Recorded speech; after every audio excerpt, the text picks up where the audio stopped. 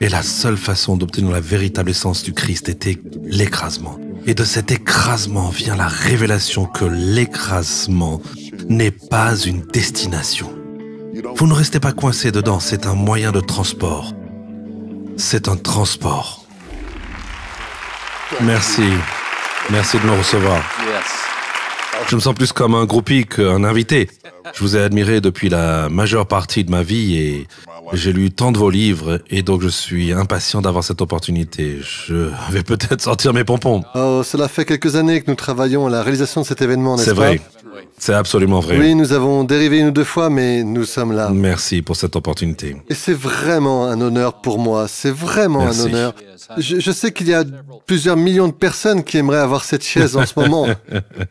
Je vais donc faire de mon mieux pour les représenter. Et nous allons simplement avoir une grande conversation. Oui, on va bien s'amuser. C'est sûr. J'aimerais juste pouvoir être à votre table de dîner. J'ai entendu dire que vous étiez un grand cuisinier. Je suis capable d'en faire un peu, oui.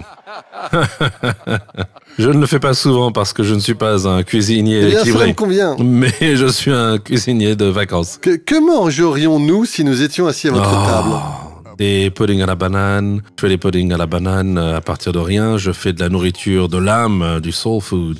La cuisine de grand-mère à l'ancienne, beaucoup de desserts, des gâteaux renversés à l'ananas, des red velvet cakes, tout genre de gâteaux. Regardez-vous. Ouais. Je commence à avoir faim. Ouais. Quelqu'un a cherché de la nourriture. Dépêchez-vous, toutes les amenez-la nourritures qu'il ici. faut pas. Vous n'utilisez pas de livre de cuisine? Ah, je le fais parfois, si. Enfin, pas pour les recettes de ma mère, qui était la recette de sa mère. Et il me reste un peu de grand-mère en moi. Donc, de temps en temps, je le fais si c'est quelque chose de nouveau ou de différent. Alors, bon, je suis pas la recette pendant longtemps, mais j'ajoute un petit peu ma touche. Est-ce qu'il vous arrive de cuisiner juste pour vous ou bien aimez-vous cuisiner pour beaucoup de personnes? Ah, j'aime cuisiner pour beaucoup de gens. C'est bien ça. J'aime cuisiner pour les gens qui ont faim. Personne affamée? J'aime cuisiner pour des gens qui font des bruits quand ils mangent. Donc les éructations sont autorisées. Ah oui, éructer, et gémir et me dire combien c'est bon et... Ah, on me fera faire la cuisine toute la soirée. Et si j'ai besoin de desserrer un cran de ceinture ou deux? Ah bah alors je t'aime vraiment. Ok, Hein. c'est Ouais, absolument. bien. C'est génial, c'est formidable. Eh bien, nous allons parler dans un instant, nous allons aller dans la direction de ce livre étonnant. Je l'ai lu vraiment d'une traite. Waouh. Il n'est pas encore sorti, mais j'ai reçu une copie de lecteur avancé et je ne pouvais plus attendre. Et je pense que j'ai plus de pages cornées que de pages non cornées. Et donc, le défi va être de limiter, de choisir les parties dont je souhaiterais parler. Mais d'abord, parlons un petit peu de vous. Bien sûr. Qu'est-ce qui fait de vous, vous? D'où vous venez? Les influences dans votre vie. La plupart des gens le savent, mais pour ceux qui ne le savent pas, vous avez grandi en Virginie occidentale. Charleston. Charleston, West Virginie Virginia, oui, occidentale. Charleston. Pouvez-vous nous dire un peu plus de votre vie familiale pendant votre enfance? Un pecno, maintenant devenu cowboy. J'ai grandi et ma sœur qui est ici dans le public ce soir et j'ai un frère et une sœur. J'étais le plus jeune de la famille, une famille de 5 personnes. Mes parents ont immigré de Mississippi vers le West Virginia et mon père était du Mississippi, ma mère de l'Alabama. D'accord. Ma mère était une éducatrice et mon père était un entrepreneur qui a lancé un service de conciergerie. Et on a grandi dans les années 60 lors des turbulences, des débuts très maigres, très maigres. Rétrospectivement, j'ai réalisé qu'ils étaient maigres. À l'époque, je ne savais pas qu'on était pauvres. Ils nous l'ont caché. Parce que nous étions tellement remplis de tant d'autres choses plus importantes, comme l'amour et la loyauté, et un sens de connectivité et de cohésion familiale.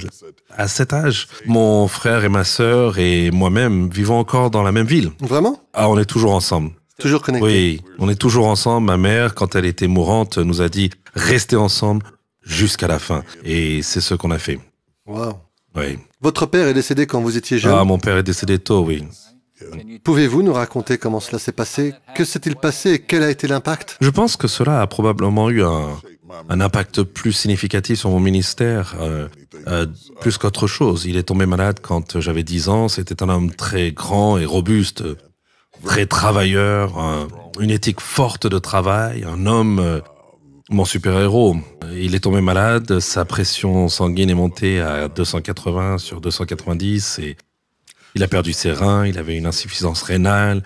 Ils étaient au premier stade de la dialyse. Nous étions l'une des premières personnes de notre région à commencer la dialyse. Initialement, on faisait des allers-retours à Cleveland, Ohio.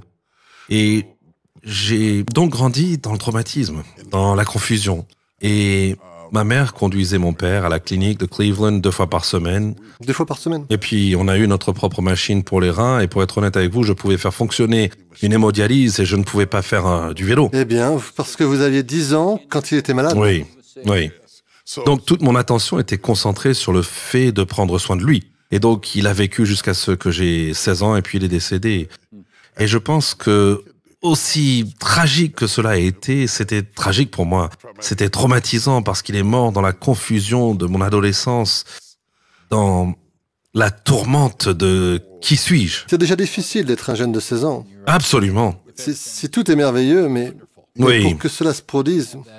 Ouais, ben, quand vous avez cette maladie dans la maison, elle devient la pièce maîtresse de la famille. Et tout le reste doit être construit autour de cela. Et vous devez prendre un rôle subalterne à cause de la crise. Donc, le fait d'avoir été élevé dans une situation de crise a façonné ma perception de ce qui était important. Et d'une manière ou d'une autre, j'ai toujours pris soin des personnes blessées toute ma vie. C'est donc ma configuration par défaut pour aller dans cette zone, qu'il s'agisse de douleurs spirituelles ou physiques. Toute ma vie a été d'une manière ou d'une autre un soignant. Donc, finir comme berger d'une église a un sens pour moi.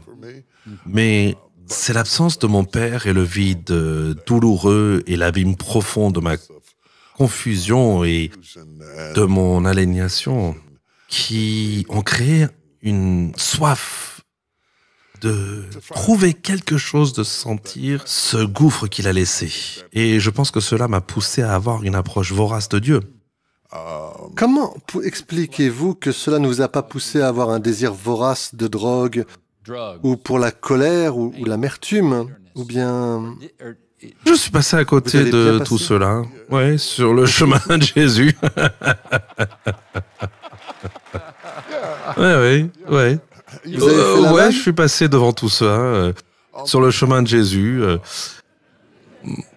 Ce qu'il y a, c'est qu'il y avait un appel sur ma vie. Quand je suis passé devant ces choses qui étaient perturbants et dérangeants et implacables, et j'ai su que j'étais ici pour une raison. J'ai eu des aperçus de mon futur. Même avant sa mort, quand j'étais enfant, quand j'allais écouter ma mère parler, je lui disais tout de suite, je vais t'écouter parler. Et il m'appelle le fils de Miss Jake. Mais le temps viendra où tu m'entendras parler et ils t'appelleront la mère de Tom Jake. Mais je ne savais pas que je serais prédicateur. Je savais juste, j'ai vu des aperçus de moi-même. Oui, devant une foule et en parlant aux gens. J'ai toujours été fasciné par les gens et j'ai commencé à l'église au piano. Je jouais pour la chorale. Vraiment? Oui, et Dieu m'a trompé. Je pensais que j'allais être un artiste du gospel, mais en grandissant dans le domaine de la musique, j'ai remarqué que les gens étaient plus bénis par ma présentation que par ma chanson. Et j'ai pensé peut-être j'ai besoin de m'écarter un peu de cette voie. Et vous savez, le destin est quelque chose que nous cherchons à tâtons. La providence et le but sont des choses que nous voyons à travers un verre très sombre. Et certains des moments les plus importants de ma vie, je les ai vécus en tâtonnant pour comprendre pourquoi suis-je ici et qui suis-je vraiment. Et je pense que ces questions sont, pour moi, plus importantes que les réponses. Que je vienne à un texte, je ne viens jamais à un texte avec ce que je sais. Je pense que le prédicateur le plus intelligent est celui qui aborde le texte comme un fou. Et ce qui en ressort de cette témérité, l'humilité, c'est la connaissance de la révélation. Si vous venez au texte de la manière trop intelligente, vous avez une idée préconçue de ce qu'il dit. Et vous ne pouvez pas entendre la révélation parce que vous entendez trop d'informations. C'est vrai, c'est bien. Oui. Vous pensiez que vous aviez tout compris? Absolument, oui. Et j'ai commencé à porter ma Bible sur moi quand j'étais au lycée. les dernières années du lycée et ils ont commencé à m'appeler le petit prédicateur. Vraiment? Et je portais ma Bible essayant de trouver, par moments, j'essayais de trouver Dieu et pour être honnête, à certains moments, j'essayais de trouver mon père. Et soudain, j'ai réalisé qu'ils étaient le même. Qu'ils n'étaient pas cet être suprême qui n'avait pas la capacité d'être intime, qu'il pouvait être mon père, que je pouvais grimper dans ses bras et que je pouvais lui dire mes secrets les plus profonds et les plus sombres et que je pouvais lui faire confiance. Et donc la relation avec lui m'a nourri plus que la religion. Il y a donc toujours eu des frictions entre la religion et la relation. Et bien que j'ai grandi dans l'église, dans une petite église baptiste en West Virginia, et puis plus tard dans une église pentecôtiste pendant mon adolescence, la religion n'a jamais pu me cacher son visage. Bien. Dans la mesure où je ne voyais pas la relation comme autrement plus épanouissante et satisfaisante. Oui. Est-ce que cela vous surprend que vous soyez devenu pasteur avec le recul? Oh, oui. Pour des raisons que je ne dirai pas à la télévision. Oui. Vous avez parlé des personnes les moins susceptibles d'être dans cette situation. Je veux dire, j'étais une terreur quand j'étais petit. Ta vie natale. Si on pouvait d'une manière ou d'une autre retourner la version de toi qui avait 10 ans, tu ne verrais pas un... Non. Effrayant. Effrayant. Mais curieux. Je crois que tout ce que nous deviendrons un jour, nous l'étions déjà sous forme de graines. Ouais, je suis avec vous. Et les glands ne ressemblent pas à des chênes, mais ils sont là. Ils sont là. Le plan est dans la graine. Absolument. Et donc, quand je regarde mon ADN et ma prédisposition à diriger, et ma prédisposition à parler, et ma fascination pour la vie, ma mère avait l'habitude de dire que le monde est une université et que tout le monde y est un enseignant. Quand tu te lèves le matin, assure-toi d'aller à l'école. Et c'est ce que je fais depuis toute ma vie. J'ai appris de tous ceux que j'ai rencontrés. Bon ou mauvais, bien ou mal, j'ai appris quelque chose. Vous êtes curieux? Oh, extrêmement. Extrêmement. Pouvez-vous nous parler de votre mère? Oh, il me faudrait toute la soirée. Je pense que je tiens mon combat de la part de ma mère. Ma mère était une guerrière. Ma mère était diplômée du lycée quand elle avait 15 ans. Elle a grandi à Marion, Alabama. Elle est allée à l'école avec Coretta Scott King. Vraiment? Oui, elle chantait dans la chorale. Elle connaissait très bien la famille Scott. Elle a quitté le lycée à 15 ans et a fait 4 ans d'université en 3 ans. Elle a obtenu un double diplôme et est allée enseigner à Harrisburg dans le Mississippi. Plus tard, à l'âge de 50 ans, elle y est retournée et a obtenu une maîtrise en pédagogie pour les enfants ayant des difficultés d'apprentissage. Ma mère a donc grandi en nous citant de la poésie, de la prose, des poèmes et toutes ces sortes de choses. Et elle n'a pas commencé à enseigner à l'école avant que je sois en âge. Elle est donc passée de l'enseignement à l'école à être finalement à la tête, la représentante de l'égalité des chances en matière d'emploi pour l'État de West Virginia. C'est bien ça. Oui, elle était intelligente. Elle était forte. Elle ne croyait pas qu'il faille abandonner, s'effondrer et se laisser aller. Et elle disait « reprends-toi ». Vous voyez ce que je veux dire? Et chaque fois, même à ce jour, chaque fois que je me sens sur le point de céder au stress ou à la dépression de ma vie, j'entends la voix de ma mère dans ma tête qui me dit « reprends-toi, redresse-toi, ne te laisse pas jeter par là-bas ». Elle était comme un coach. Vraiment. Et une partie de cela se retrouve dans mes prédications. Parfois, je peux entendre sa voix dans mes prédications, cette ténacité implacable de ne pas permettre aux vicissitudes de la vie de submerger votre âme vient de plus que la foi en Dieu. Elle vient de la ferveur de l'esprit humain qui a été modelé devant vous par les personnes qui vous ont précédé. Il y a tellement de gens assis sur cette chaise avec moi en ce moment. C'est un miracle qu'elle ne tombe pas par terre. Ma mère est assise ici, mon père est assis ici, ma grand-mère, mon arrière-grand-mère, mon arrière-arrière-grand-mère, qui était une esclave nommée Nancy Jake et dont je me souviens.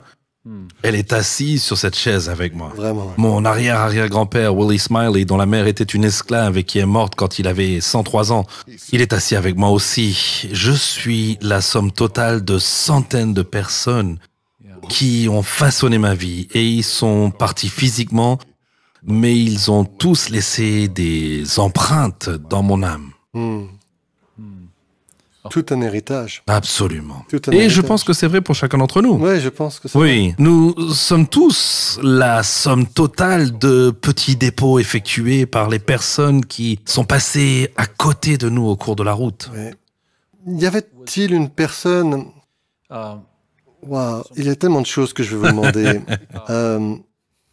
Un mentor ou un influenceur en dehors de votre famille, peut-être un professeur, un pasteur, un coach, un voisin. Mon père spirituel est le Bishop Sherman Watkins de Columbus, Ohio. Il est toujours en vie, il a 21 ans de plus que moi. Il a juste eu une impression indélébile dans ma vie. Comment avez-vous été en contact avec lui et quelle était la différence? Il était un jeune homme et j'étais un enfant. La première fois que je l'ai entendu prêcher, j'avais 16 ans. Et quand j'avais 16 ans, il devait avoir quoi, 37 ans, quelque chose comme ça. Et je l'ai entendu prêcher et petit à petit, il vivait à Columbus et je vivais en West Virginia. Au cours des années de mon premier pastorat, c'est lui qui m'a envoyé dans ma première église. C'est lui qui m'a imposé les mains, qui m'a autorisé et ordonné. Il était celui qui me poursuivait. Et le truc marrant, quand on est un homme, c'est qu'on reçoit l'amour de la correction. Si vous m'aimez assez pour me corriger et me reprendre, eh ben, je respecte cela. Je respecte cela. Vous l'avez apprécié. Oh, et il se mettait devant moi et c'était devenu des termes d'affection. Beaucoup de gens ne comprennent pas cela. Ils ne reconnaissent que l'amour maternel. Et donc, ils ne définissent l'amour que par des mots tendres et nourrissants. Ils ne comprennent pas que je viens d'une époque où les hommes élevaient la voix, se tenaient debout et on attendait quelque chose d'eux. Et donc, j'ai réagi facilement à lui. Et il a une grande joie dans ma vie. L'autre jour, il descendait de l'estrade et j'essayais de l'aider à descendre et il m'a regardé et il a dit pas encore. Pas encore. Not yet. Est-ce qu'il prêche encore? Il prêche toujours. Il prêche toujours à 81, 82, peut-être 83 ans même, je veux dire 83 ans. Il prêche toujours l'évangile chaque dimanche. Et il enseigne le mercredi soir. Et non seulement il prêche, mais il m'appelle et il me dit ce qu'il va prêcher. Il vous le dit. Ah ouais.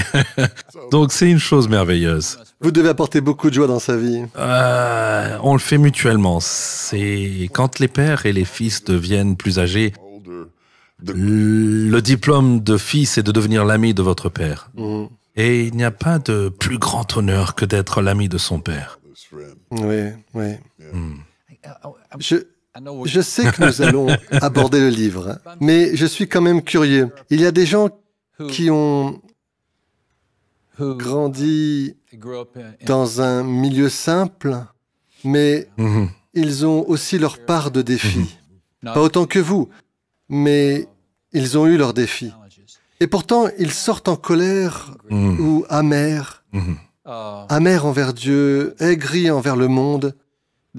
Ils anesthésient leur douleur plutôt que d'y faire face. Dans votre livre, Crushing, vous dites que si nous croyons en un Dieu souverain, nous pouvons voir que ce sont des luttes ordonnées qui font de nous les personnes que nous sommes. C'est vrai. Où avez-vous pris conscience de cela? Si vous n'aviez pas su cela, Bishop, vous auriez pu devenir aigri. Une partie de cela est venue du fait de ne pas être autorisé à s'apitoyer sur soi-même. Okay. Une autre partie est venue de l'engagement implacable et tenace de ma mère à nous faire tenir debout. Et une partie est venue du fait d'être... Je suis né entre deux bébés morts. Celui qui était avant moi et celui qui est après moi sont morts. Je suis celui qui a vécu. Et donc j'ai appris très tôt que la vie était précieuse. Et puis mon père est mort quand j'avais 16 ans. Et qu'il n'y a rien de tel que de descendre votre père dans le dans la terre pour vous faire respirer la vie plus profondément, comme si vous pouviez ne pas avoir le lendemain. Parce que maintenant, vous êtes conscient que vous pourriez éventuellement ne pas avoir le lendemain. Mon plus bel anniversaire a été mon 49e anniversaire, car il est mort à 48. Et quand j'ai eu 49 ans, j'ai brisé la malédiction. Donc c'était une grande chose pour moi de faire ça. Toute cette notion et cette fidélité que j'ai avec la parole de Dieu et particulièrement avec toute la question de l'écrasement est venue alors que j'étais assis sur la terrasse. J'ai reçu cette parole du Seigneur qui m'est venue de la manière la plus étrange qui soit, que la descendance de la femme écraserait la tête du serpent et que le serpent lui blesserait le talon. Et là, assis sur la terrasse, j'ai vu dans mon esprit le talon meurtri de Jésus. Et la pensée suivante, j'ai vu les pieds tachés des femmes piétinant les raisins dans le pressoir. Et le talon meurtri de Jésus et le piétinement des pieds sur le foulage des raisins m'a emmené à la coupe de la Pâque. Et il a dit, ceci est la nouvelle alliance en mon sang. Et soudain, je reconnais son affinité avec le raisin, que le raisin lui-même nous dirait que la façon d'extraire la partie la plus précieuse du raisin était par l'écrasement. Et la seule façon d'obtenir l'essence de Christ était par l'écrasement. Et de cet écrasement vient la révélation que l'écrasement n'est pas une destination. On ne reste pas coincé dedans, c'est un moyen de transport. C'est le transport. Je ne connais personne qui soit devenu majeur dans n'importe quel domaine de la vie, pas seulement l'Église, n'importe quel domaine de la vie, qui n'ait pas été propulsé par la force d'un certain niveau d'écrasement. Quelque chose qui aurait pu te tuer et qui aurait dû te tuer est devenu le catalyseur et l'urgence grâce auquel tu as évolué vers la plus haute expression de qui tu étais censé être. Je peux lire ce que vous avez dit. Bien sûr. Ça sonnera mieux quand tu le liras. Non, écoutez ça. C'est tiré du livre Crushing, écrasé. Il sort ce printemps. Les lieux d'écrasement ont révélé qu'il y a plus dans nos vies que ce que nous avions prévu. Les aspects vraiment inestimables, merveilleux et éternels de notre identité et de notre destinée ultime s'y révèlent en nous. C'est au milieu d'un écrasement douloureux que nous avons réalisé que la bénédiction trouvée dans la production de fruits dans nos vies n'a jamais été l'objectif final du Maître. Notre dernière récolte de fruits faisait simplement partie d'un processus continu et plus important. Oui, monsieur. Ce que vous nous aidez à faire, du moins ce que vous m'avez aidé à faire, je pense à nous tous, c'est que vous m'aidez à interpréter les moments difficiles de ma vie. C'est ça. Et vous êtes en train de me dire qu'il y a un plan, qu'il y a un but et que je vais m'en sortir. Absolument. Et je serai mieux de l'autre côté. Absolument. Est-ce que oui, monsieur. Je suis dans la bonne direction? Tu frappes exactement dans la bonne direction et je te dis que la plus grande partie de toi est toujours quelque part au fond de toi et que seule la pression la fera sortir. Oui, que tu n'as pas vu qui tu es dans les moments agréables, quand tu sens les fleurs de la vigne et que tu sens le soleil t'arroser le visage, que tu as été élevé non pas pour être fécond mais pour être écrasé. Oh. Que le raisin ne... J'aimerais pouvoir mettre cette phrase en évidence. Et écoutez, oh la vieille langue en personne. Le raisin est l'un des rares fruits qui était élevé pour être écrasé. Écoutons ça. Et en pensant à l'écrasement, Christ est né pour mourir. Tout autre résultat aurait été un échec. C'est pourquoi lorsque Pierre a essayé d'arrêter la crucifixion, il l'a traité de diable et il lui a dit « passe derrière moi ». Et il a appelé Judas ami parce qu'il avait compris qu'il avait été élevé comme le raisin pour être écrasé. Et donc il n'a pas... La Bible dit que Jésus a déterminé d'aller à Jérusalem, mais qu'il n'a pas reposé sa tête jusqu'à ce qu'il soit sur la croix. En comprenant cela, c'est dans ce but que je suis venu dans le monde. Non pas qu'il aimait la souffrance, il a méprisé la honte. Il a méprisé la honte. mais pour la joie qui lui était réservée, pour qu'il soit sur le pressoir et qu'il voie le vin. Tu vois? Et comprendre ce vin, c'est prendre ce raisin dans son expression la plus puissante. C'est le mettre dans sa forme la plus éternelle. Et la vie nous écrase de temps en temps parce que rien d'autre ne sortira de toi. Le trésor que l'on a caché dans des vases de terre qui doivent être écrasés. Amen, amen. Est-ce que nous irons jamais au-delà de l'écrasement? Est-ce que nous vivrons assez longtemps pour pouvoir dire « Oh, bien, tout l'écrasement et derniers mois, ce n'est que la récolte à partir de maintenant ». Tu sais, ce qui est drôle, c'est que je pense que périodiquement, partout où il y a un but et où il y a une résistance à ce but, la pression nous libère de cette résistance. Et plus on cède au processus, mais le problème aujourd'hui, c'est que l'on prêche plus le processus. On prêche les promesses.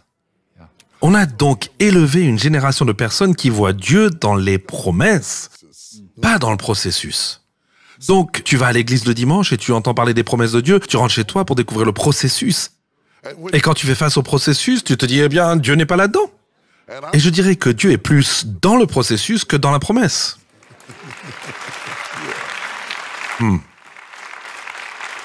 Est-ce que tout le monde prend des notes? Ouais. Vous pouvez dire Amen. Hein? Il est plus dans le processus que dans les promesses. Absolument, absolument. Les promesses n'ont de sens que à cause du processus. Quand tu traverseras les eaux, je serai avec toi. Ouais. Quand tu passeras par le feu, je serai là. Sa promesse est d'être avec toi dans le processus. Il y a des choses que tu ne peux pas apprendre à propos de lui tant que tu n'es pas dans le processus. Il y a une révélation de sa gloire qui ne vient que dans la frustration et la perturbation de ta vie. Il a dit « Je suis un secours présent dans la détresse. Si tu évites les ennuis, tu m'éviteras. » La traduction littérale, Jehovah Shammah, je suis présent dans les ennuis. Je suis révélé dans la détresse. Je me montre fort quand les hommes m'abandonnent, alors le Seigneur me relève. Tu vois, donc c'était bien pour moi que j'ai été affligé. Si je ne l'avais pas été, je n'aurais jamais connu la gloire de Dieu. Donc tout au long de la Bible garde le symbole même de notre foi est un lieu d'écrasement. Une croix, c'est l'emblème de la souffrance et de la honte. Ce n'est pas une couronne. Non, ce n'est pas une couronne, ce n'est pas un trône, c'est une croix. C'est une croix. Qui fait une invitation depuis la croix, à part Jésus? Ouais. On fait une invitation, tu dis « Allons à Hawaï », tu sais, « Allons en Suisse ». Jésus dit « Allons à la croix ». C'était une invitation difficile. Prends ta croix et suis-moi, viens, on va mourir. Ouais. Qui veut aller faire ça? Si la seule façon de suivre ce genre de demande est de savoir que ce qui se trouve de l'autre côté est plus grand que tout ce qui était avant ça, et comprendre cela, c'est tout l'enjeu de ce livre.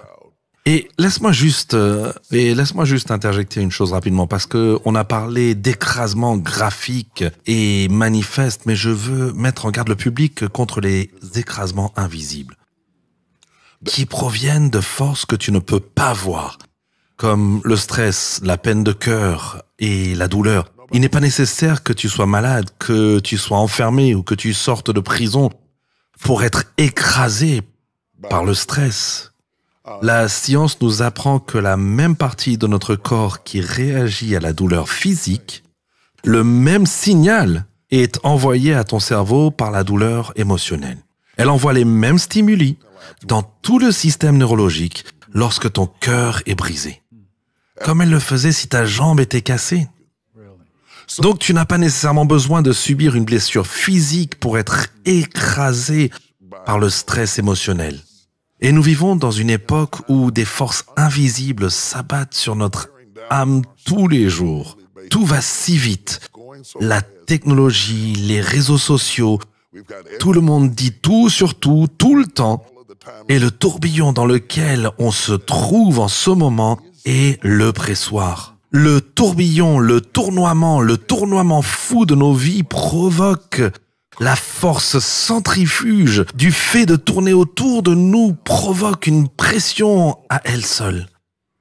Et dans ce rythme effréné dans lequel nous vivons, il y a une certaine quantité de pression invisible. Et ce qui est étrange, c'est que tu ressens la douleur. Tu sens la pression, mais tu ne peux pas voir la source. Alors tout d'un coup, tu subis l'impact comme s'il y avait un agresseur, mais il n'y a pas d'agresseur que tu puisses voir.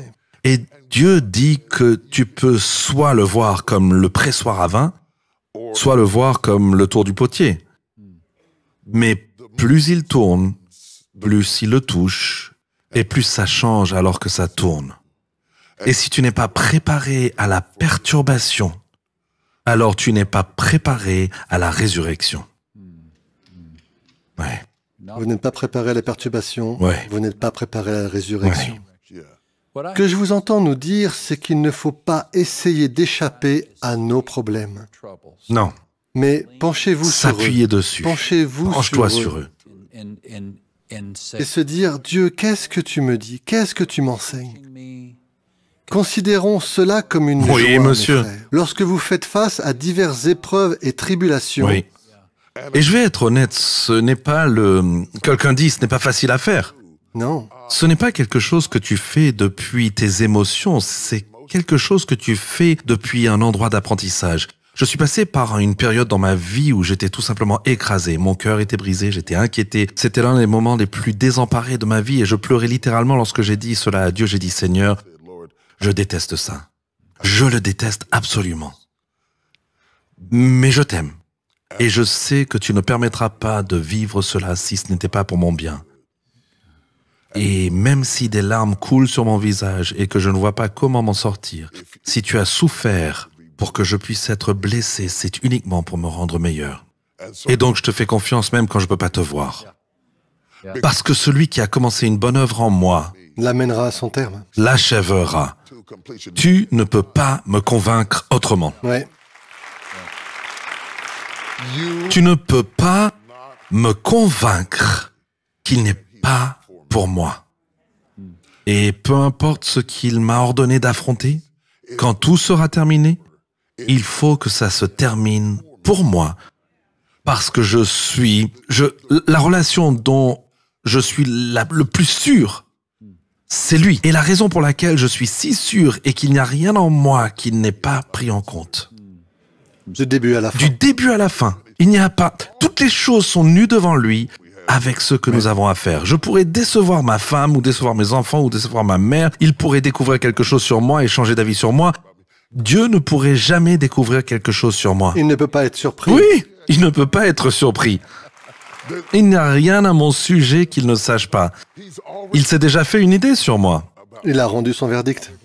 Il a rendu son verdict. Et il y a donc maintenant pas de condamnation. Pas de condamnation, oui. Donc, quel que soit le processus qu'il a prévu devant moi, même quand je marcherai dans la vallée de l'ombre de la mort, je ne craindrai aucun mal, car tu es avec moi. Toi, ta houlette et ton bâton, ils me rassurent. Tu prépares une table devant moi en présence de mes ennemis. Tu oins d'huile ma tête. Ma coupe déborde. Ma coupe déborde. Et on ne peut pas avoir de débordement si on n'est pas passé par la vallée de l'ombre de la mort. Et écoutez, l'espoir qui crie dans ses oreilles dans les moments les plus sombres de sa vie, sûrement. Pas peut-être. Sûrement. Pas avec espoir, mais sûrement.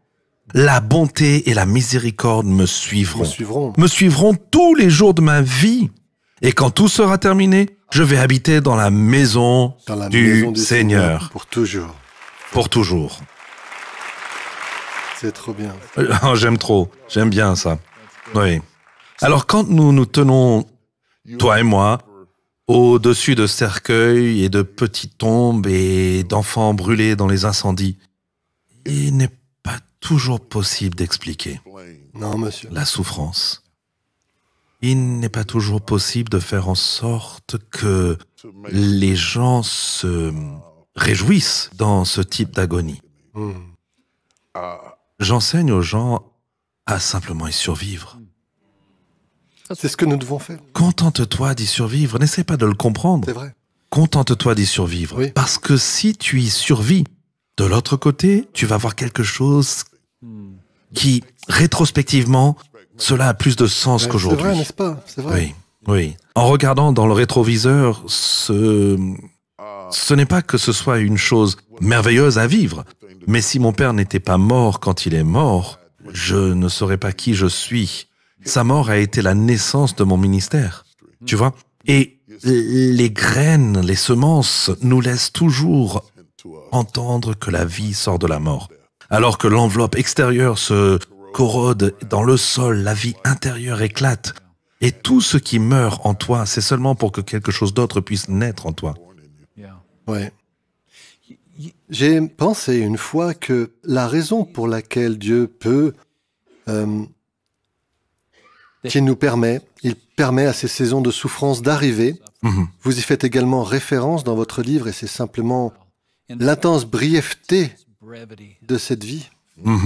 On a l'impression que ça va durer une éternité. Ouais. Quand j'ai eu 60 ans, ce qui est un peu loin maintenant quand je m'arrête et que j'y pense, mes 3 filles et mes 2 gendres sont venus pour une fête. Et ce que je voulais d'eux pour mon anniversaire, c'était 20 minutes d'attention sans partage. Et donc, ils ont dû écouter. Je ne leur ai pas laissé le choix. Et j'ai pris cette corde, Bishop, cette corde épaisse que vous utilisiez pour attacher les bateaux, cette grosse corde. Je suis descendu dans un magasin et je l'ai achetée. Et j'ai pris la corde et je l'ai attachée à un meuble. Et puis j'ai ouvert la porte du patio et je l'ai jetée par-dessus le balcon. Comme si la corde disparaissait. Et j'ai donné à chacun d'eux un marqueur noir. Et j'ai dit, faites comme si c'était mon existence éternelle. C'est l'existence éternelle de Max Lucado. Tu ne peux pas la voir, elle se poursuit à l'infini. Et j'ai donné un marqueur à chacun d'entre eux et j'ai dit, maintenant, pouvez-vous m'indiquer ma vie terrestre sur cette corde? Et ils ont l'habitude que je fasse des choses bizarres, vous savez. Donc, ils ont réalisé. Et l'un d'eux a dit, « Papa, on ne peut pas rendre le point assez petit. Il ne peut pas être assez petit. » Et nous avons parlé, dans cette petite dévotion, de la façon dont l'apôtre Paul parle de ces luttes brèves et mouvementées. Elles n'ont pas l'air brèves quand on est au milieu. Non, c'est vrai. Mais notre Père Céleste qui nous regarde dit, « Lucado, tu peux traverser 2 ou 3 ans de difficultés à cause du bien que cela va donner au royaume et à ton caractère. Mais alors aussi, ce n'est pas si long. Non. Ce n'est pas si long. Non, non, ce n'est pas si long. Et tu ne peux pas permettre que ce soit si long. L'une des choses que j'ai essayé de transmettre dans le livre, c'est que certaines personnes refusent de se rétablir. Ils refusent la guérison. Ils refusent. C'est la question de Jésus à la piscine de Bethesda, non? Exactement. Veux-tu guérir? Veux-tu guérir? Certaines personnes refusent la guérison parce qu'elles ont construit un système autour du dysfonctionnement. Ouais. Et le dysfonctionnement devient confortable. J'ai ma tasse, j'ai mon manteau, et je suis prêt à être aveugle. J'ai mes 3 repas carrés par jour. Alors je vais m'asseoir au bord de la route, secouer ma tasse et porter mon manteau. Et puis Jésus vient et perturbe tout cela. Et il faut que la coupe tombe et que le manteau tombe pour que l'aveugle Bartimée soit guéri. Et c'est l'urgence d'un moment fugace. L'échappatoire à la douleur est un moment fugace. Il est en train de passer. Et si tu n'es pas prêt à sortir de ton manteau et laisser tomber ta tasse et entrer dans ce moment à l'aveuglette, sans le comprendre, sans que quelqu'un s'excuse, sans que quelqu'un revienne et arrange les choses, il ne s'agit pas d'eux, il s'agit de toi. Il s'agit de toi. Il s'agit du moment de ta libération quand tu arrives.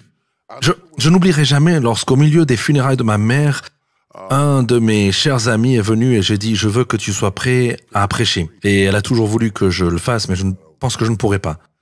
Et j'ai dit « Mais si quelque chose se passe pendant la réunion et qu'un souffle de grâce passe sur mon visage, je me lancerai, je le ferai. » Et au milieu de ma douleur, cette fenêtre de grâce s'est ouverte et m'a donné la force.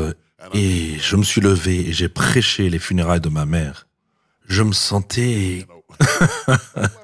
je me sentais comme un petit garçon qui avait bien travaillé son discours de Pâques. Et c'est vrai, j'étais maintenant bon là, parce que la grâce de s'échapper est un moment fugace. Et tu dois prendre cette grâce plutôt que de refuser de te rétablir, simplement parce que tu te languis dans l'attention des personnes en deuil qui viennent à tes côtés pour t'aider à rester invalide. Bartimée, l'aveugle, savait que si Jésus continuait à passer devant lui, il serait mort aveugle. C'était la dernière fois que Jésus passait sur cette route. Et s'il ne l'avait pas compris, alors il n'allait jamais le comprendre. Et que cela vienne par une chanson, un ami ou un message, lorsqu'il t'appelle, n'endurcis pas ton cœur. Tu dois le recevoir à ce moment-là et dire « je viens ». Et ne pas te sentir coupable d'être sorti, ne pas avoir honte d'être sorti, et ne pas rester à l'intérieur au profit des personnes qui ont construit leur vie autour de ta douleur. Parce qu'il y a des gens qui font de ton affliction un métier. C'est de là qu'ils tirent leur identité. C'est là qu'ils trouvent leur identité. Et ils ont besoin qu'on ait besoin d'eux. Ils ont donc besoin que tu restes brisé. Et tu dois donc avoir le courage de te relever. Tu dois avoir le courage de te relever. Et la chose à propos du vin, c'est que ça gonfle. Redites-le encore une fois. Le truc à propos du vin, c'est qu'il gonfle. C'est pourquoi tu ne peux pas mettre du vin nouveau dans des vieilles pots, parce qu'il gonfle, tu vois. Et donc, lorsque le moment de s'échapper arrive, tu ne peux pas être encapsulé par quelque chose qui est inflexible. Et parfois, les personnes que nous construisons autour de nous sont de vieilles peaux qui ne laissent pas respirer pour gonfler à notre capacité. Et ils t'aiment tant que tu restes à un certain niveau. C'est vrai. Et c'est de cela que je parle, de l'écrasement qui te fait prendre de l'expansion. Je suis plus grand grâce à tout ce que j'ai traversé. Je suis plus fort grâce à tout ce que j'ai traversé. Je suis plus fort grâce à tout ce que j'ai vécu. Tout ce que j'ai subi en West Virginia m'a préparé à tout ce que j'allais subir à Dallas. Ouais. Alors, ce qui était douloureux en West Virginia, j'en suis devenu reconnaissant à Dallas. Parce que je pensais, ce n'est rien. J'ai déjà vu ça.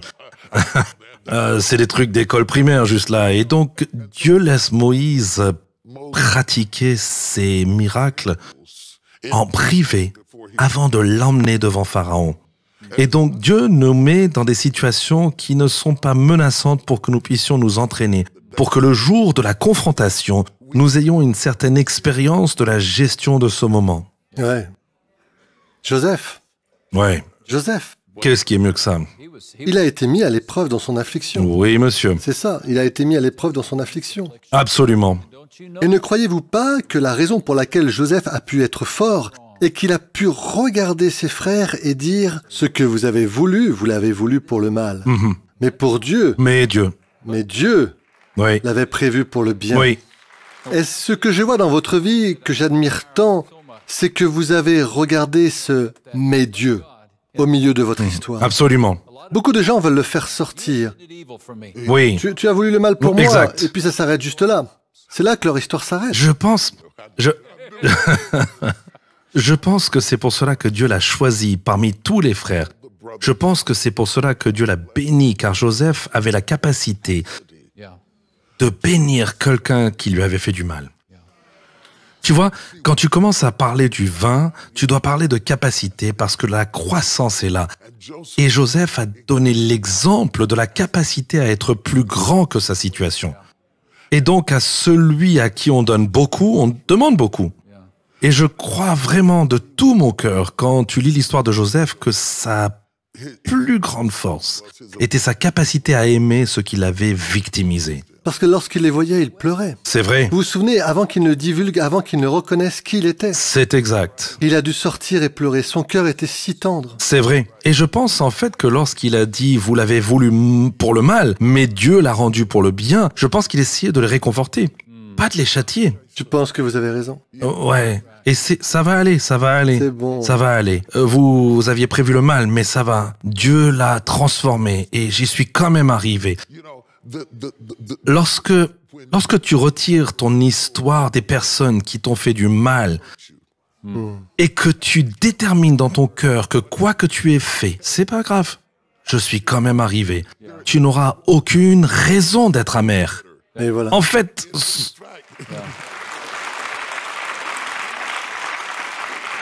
ce n'est pas seulement que j'y suis arrivé malgré toi, à bien des égards, je suis arrivé grâce à toi. Grâce à toi, Dieu. Oui, grâce à toi. à cause de toi. Je ne le savais pas, mais Dieu m'aidait. Tu m'aidais. Il m'enseignait, il me Tu formait. m'aidais, tu m'enseignais, tu me formais, tu me préparais, et j'ai cette capacité parce que tu m'as étiré. Dieu nous donne la capacité de réinterpréter notre passé, n'est-ce pas? Oui. Plutôt que de nous voir comme des victimes d'un passé difficile, il nous donne la grâce de regarder en arrière et de dire « Oh, d'accord, notre Seigneur souverain était à l'œuvre, même dans cela. Même dans cela. Même dans cela. » Si Dieu n'a pas épargné son propre Fils, Oui, mais l'a abandonné pour nous tous. mais l'a livré pour nous tous, qui suis-je pour penser que je suis exempté de toute épreuve? Pourquoi pas moi? Job dit, « Le Seigneur connaît le chemin que je prends, et quand il m'a éprouvé, j'en ressortirai comme de l'or pur. » Et je suis peut-être dans le feu en ce moment. Oui, Mais j'en ressortirai. mais j'en sortirai comme de l'or pur. Et je pense que si tu peux garder la promesse du vin avec toi, alors que tu es écrasé sous les pieds, que ce n'est pas ma forme finale, que même si je tâche les pieds de ceux qui m'ont opprimé maintenant, ce n'est pas ma forme finale, il y a quelque chose qui sort de moi, qui est plus grand que ce qui me fait du mal. Et ce qui sort de moi, tu ne pourras jamais l'arrêter. Si tu arrives à garder cela à l'esprit, tu comprendras pourquoi Jésus est venu au jardin de Gethsemane, pour se préparer à la croix, pour se rappeler que l'écrasement et tout ce qu'il allait vivre, que les sécrétions de ceux qui étaient en lui étaient meilleures que les pressions qui l'oppressaient. Et j'espère avoir écrit ce livre à quelqu'un qui a quelque chose en lui qu'il n'a pas pu faire sortir d'une autre manière. Et je veux qu'il comprenne que la pression se transforme en puissance lorsque c'est Dieu qui fait la pression. C'est vrai, la pression se transforme en puissance. Nous supposons que la présence de la douleur est l'absence de Dieu, mais ce que vous dites, c'est que la présence de la douleur peut être le meilleur travail de Dieu. Absolument. La Absolument. meilleure œuvre de Dieu. Et si ma sagesse est formée par mes erreurs, tu ne deviens aussi intelligent que tu as été idiot. Je suis plutôt intelligent. Ah ouais, tu sais, tu penses à ce que tu essayes de dire à tes enfants, tu essayes soudain de leur dire ce qu'il ne faut pas faire parce que je ne veux pas que tu reprennes la classe. J'ai déjà repris le cours pour toi.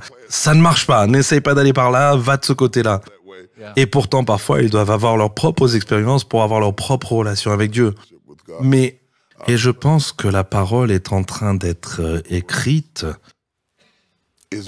au travers des expériences de nos vies, même aujourd'hui. Que d'une certaine manière, nous sommes le 67e livre, que nous sommes des épîtres vivants du pain des hommes et que Dieu écrit à travers les situations de nos vies parce que nous sommes la seule Bible que certaines personnes verront. Alors parfois, mon témoignage n'est pas tant de ce que je dis, mais le fait de me voir survivre à ce que personne d'autre n'aurait pu survivre. Par ceci, je sais que le Seigneur est avec moi, car il n'a pas permis à mes ennemis de triompher de moi. Oui. Ouais, c'est vrai. Oui. Puis-je lire un extrait de l'un de mes auteurs préférés? Oui, vas-y. Si votre vie est soudainement instable et que vous remarquez une augmentation de la quantité de désordre et de fumier placé sur vous, faites bien attention. C'est un signal du Seigneur pour que vous cherchiez attentivement les zones où votre croissance a pu s'arrêter. Le vigneron applique une quantité supplémentaire de fumier à une plante qui refuse obstinément de pousser, car les désordres de la vie servent de vitamines nécessaires à des fruits sains. Oui, monsieur. Oui, monsieur. Oui, monsieur. Eh bien, vous utilisez un langage plutôt sympathique ici, mais cela décrit où se trouvent certains de nos auditeurs. La croissance est malodorante. La croissance est une affaire qui sent mauvais. Ça pue. Oui, la croissance est une affaire qui sent mauvais. Oui, la croissance est une affaire qui pue. La naissance est sale. Oui. Je pensais autrefois que les bébés naissaient et qu'ils ressemblaient aux bébés gerbères, comme dans les vieux films, quand on était petit, où ils sortaient simplement et puis le bébé ressemblait au bébé gerbère. Mais dans la vraie vie, la naissance est désordonnée. La naissance est une affaire malodorante, la naissance est une affaire douloureuse. Et la naissance est une affaire de pression et de poussée. Et le bébé est meurtri. Et la mère est faible et fatiguée parce que la vie a de la valeur. Elle coûte quelque chose et tu ne peux pas avoir de vie sans travail. Tu vois? Et en fait, pour moi, ce qui en fait la valeur, c'est que le bébé maintenant, autrefois, il salait le bébé pour le guérir du processus d'accouchement, pour qu'il y ait une certaine guérison. L'une des choses dont je parle, je vais juste le mentionner très rapidement, je sais que notre temps est presque terminé, c'est la douleur de la guérison. Il y a une douleur après la chirurgie qui n'est pas la même que celle avant la chirurgie. Ce n'est pas parce que la chirurgie a été correctement effectuée et efficace que le patient ne ressent pas de douleur, qu'il a du mal à se rétablir, qu'il y a une douleur de récupération. Et ce n'est pas parce que tu ressens de la douleur que tu ne t'améliores pas. C'est vrai. En fait, cette douleur est une indication que vous vous améliorez. Absolument. C'est ce que je te dis, oui. Toute personne qui essaie de se mettre au sport sait qu'il y a du plaisir. Oh, ne me parle même pas de ça. Mais oh là là, ça c'est pas un bon sujet. Oh là là. Mais ça fait mal. Oui, ça fait mal. Ça fait mal parce que tu déchires du muscle. Et au fur et à mesure que le muscle se déchire, il se dilate. Et à chaque fois que tu vas gonfler, ça fait mal de grandir en capacité. Et donc les gens qui deviennent ces personnes volumineuses, ça leur coûte quelque chose. Ça leur coûte beaucoup. Faites attention à ne pas les envier et de vouloir être eux. Je veux être toi, je vais être le prochain toi, et je vais avoir ton manteau. Tu ne peux pas avoir mon manteau tant que tu n'as pas résisté à ma misère. Oh oui, c'est bien, c'est très bien. Ouais. Oui, je ne veux pas cette misère. Nous n'avons plus de temps. Oh mon Dieu, je sais que cela allait arriver. Je le savais. Nous sommes juste en train de nous échauffer. Oui, c'est vrai, on commence à peine. Nous sommes juste en train de nous échauffer. Un mot que vous avez pour quelqu'un qui est là dans ce désordre? Je voudrais dire que si tu es dans cette question, j'ai été physiquement, émotionnellement, spirituellement, financièrement, dans tous les aspects de ma vie, je veux que tu comprennes une chose, que le Seigneur ait creusé la terre et retiré de l'argile, ou qu'il ait mis sur une roue et commencé à la faire tourner, qu'il ait exercé une pression sur elle et ait commencé à la presser, ou qu'il l'ait posée sur un bibelot après l'avoir cuite. Quel que soit le stade auquel elle se trouve, elle a toujours été dans ses mains. Et je veux que tu saches que quelle que soit l'étape dans laquelle tu te trouves en ce moment, tu es toujours entre ses mains. Amen. Amen. Il t'aime. Amen. Il se soucie de toi.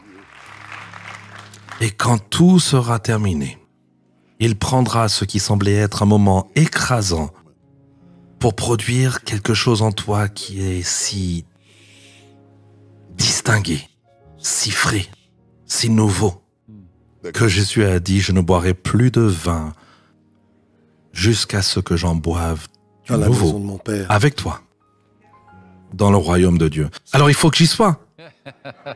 Parce qu'il nous a dit, je garde le prochain verre pour nous deux. Ça va aller. Tout va bien aller. Tout va bien se passer. Oui. Merci. Merci, monsieur. Quelle joie. Au nom des dizaines, des centaines, des millions d'entre nous qui ont appris de vous toutes ces nombreuses années, que Dieu vous bénisse. Que Dieu te bénisse. Que Dieu bénisse votre famille. Merci. Que Dieu bénisse vos fruits. Merci. Et vos meilleurs jours sont à venir. Merci beaucoup. Amen. Merci.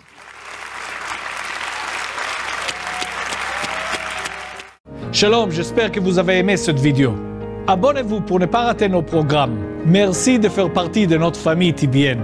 Que Dieu vous bénisse. Shalom de Jérusalem.